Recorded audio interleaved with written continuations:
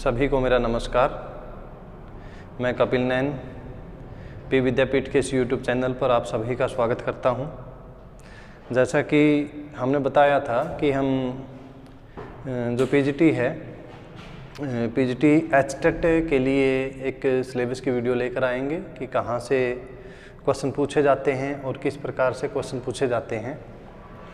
देखिए, इससे पहले हमने जो पीजीटी कंप्यूटर साइंस है उसका सिलेबस हमने सारा बताया है, और जैसे पीजीटी मैथमेटिक्स है उसका सिलेबस भी हम बताएंगे। पीजीटी हिस्ट्री का आज आपके सामने है। जो पीजीटी पॉलिटिकल साइंस है उसका सिलेबस भी आपको बताया जाएगा। ये बैच पी विद्यापीठ टोहाना है, ऑफलाइन बैच शुरू हो चुके हैं। और जैसा कि आप जानते हैं एचटेट की जो तिथि है वो 21-22 नवंबर रखी गई है, और अभी अपने पास महीना से थोड़ा सा ज़्यादा समय है। तो देखो, इतने छोटे समय में हम बहुत गहराई से तो नहीं कर पाएंगे, लेकिन फिर भी हमारा एक प्रयास है कि हमें कम से कम ये पता हो कि कौन से टॉपिक से कितने क्वेश्चन आते हैं और कौन सा टॉपिक हमारे लिए महत्वपूर्ण है। ये जो मैं आपके लिए लेकर आया हूँ ये है हमारा नवंबर 2019 के एचटेट के अनुसार, और इससे जो हमारी अगली वीडियो होगी वो होगी जनवरी 2019 के एचटेट के अनुसार। तो इसी प्रकार इसी कड़ी में हम 3-4 वीडियो देंगे आपको। प्रत्येक एचटेट का सिलेबस आपको बताया जाएगा। जैसे आप जानते हैं कि 150 नंबर का एचटेट होता है, और 150 नंबर के एचटेट में 60 नंबर सब्जेक्ट के होते हैं। तो जब 60 नंबर सब्जेक्ट के हों तो ये बहुत ही महत्वपूर्ण है हमारे लिए, क्योंकि बाई चांस अगर हमारा कोई पार्ट कमज़ोर हो जाए, अब देखो कौन सा पार्ट, जैसे इंग्लिश है, हिंदी है, साइकोलॉजी है, हरियाणा जीके है, रीजनिंग है और मैथमेटिक्स है, इन सभी पार्टों से कुल मिलाकर 90 नंबर का कार्य आता है, और बाकी जो 60 नंबर है वो हमारे सब्जेक्ट के रहेंगे।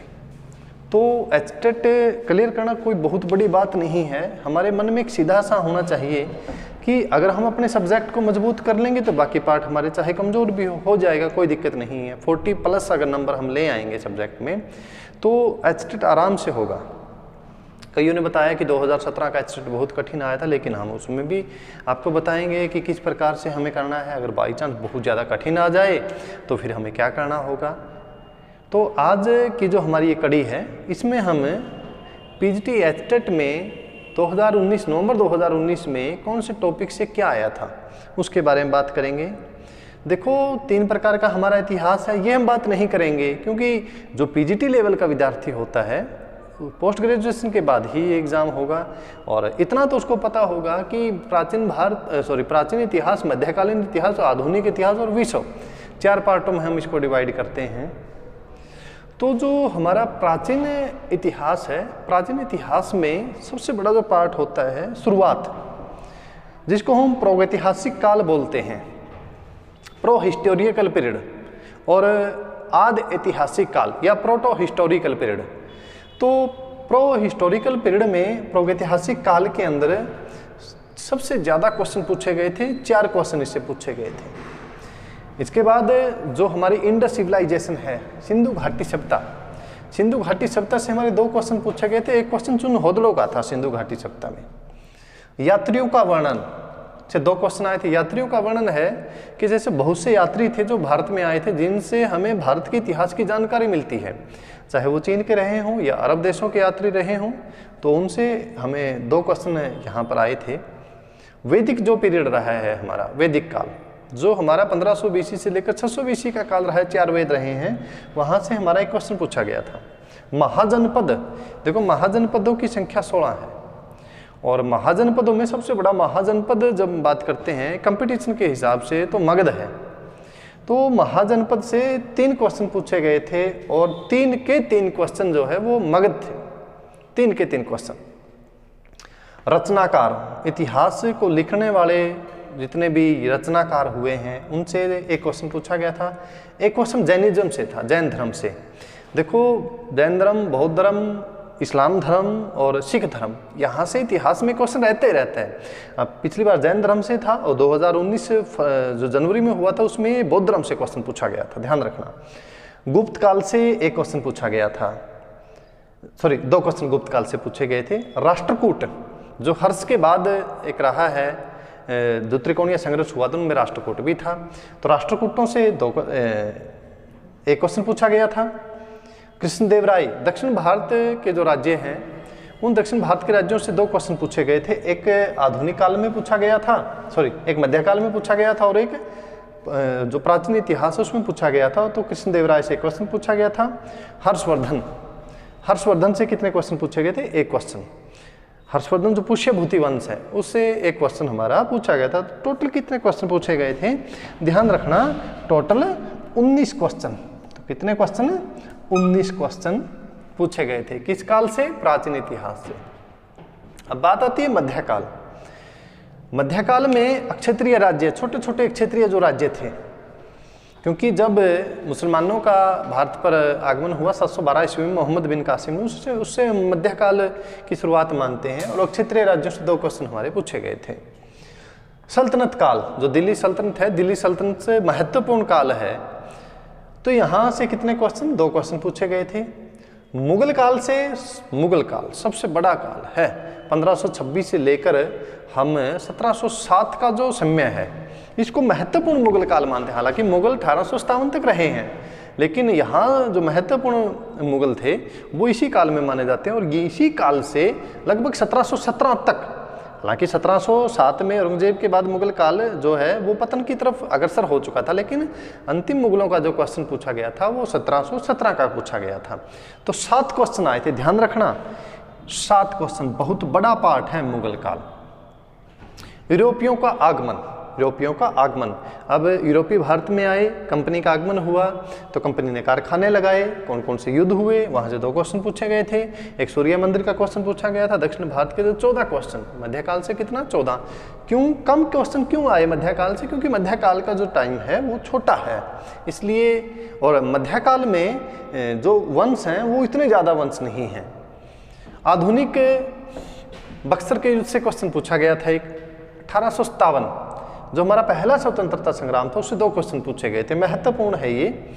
भक्ति आंदोलन से भी 2 क्वेश्चन पूछे गए थे, तो आधुनिक में भक्ति आंदोलन सबसे महत्वपूर्ण है। इसके अलावा उद्योगों से 2 क्वेश्चन पूछे गए थे। पशुचारण कबीले, जैसे जम्मू कश्मीर, हिमाचल प्रदेश, यहाँ के जो पशुचारण कबीले होते हैं यहाँ से भी एक क्वेश्चन पूछा गया था। स्थायी बंदोबस्त कि कंपनी ने किस प्रकार से बंदोबस्त किया था, वहाँ से क्वेश्चन पूछा गया था। एग्रीकल्चर से 2 क्वेश्चन आए थे। कृषि से कितने क्वेश्चन थे? 2 क्वेश्चन।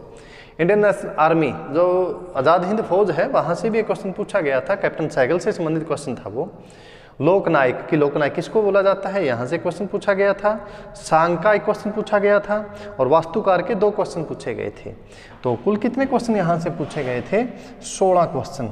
हालांकि इसमें 2 क्वेश्चन ऐसे थे जो हरियाणा से संबंधित थे। चंडीगढ़ का वास्तुकार एक पूछा गया था, एक और चंडीगढ़ से ही क्वेश्चन पूछा गया था। ध्यान रखना 2 क्वेश्चन हरियाणा के ही थे। अब हरियाणा का स्टेट है तो लाजमी है कि 1-2 क्वेश्चन आपको हरियाणा से मिल सकता है हिस्ट्री में। तो कितने? 16 क्वेश्चन आधुनिक के समय से पूछे गए थे।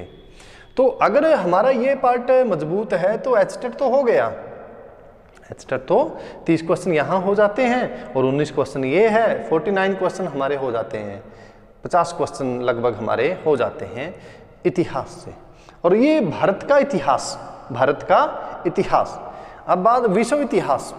विश्व इतिहास, अक्सर हम विश्व इतिहास में क्या करते हैं, first world war, second world war, या फिर नाजीवाद, फांसीवाद, जर्मनी, इटली या फ्रांस का इनके एकीकरण के बारे में, फ्रांस की क्रांति, रूस की क्रांति, अमेरिका की क्रांति, इनके बारे में पढ़ते हैं। लेकिन यहाँ से क्वेश्चन बहुत कम आए थे।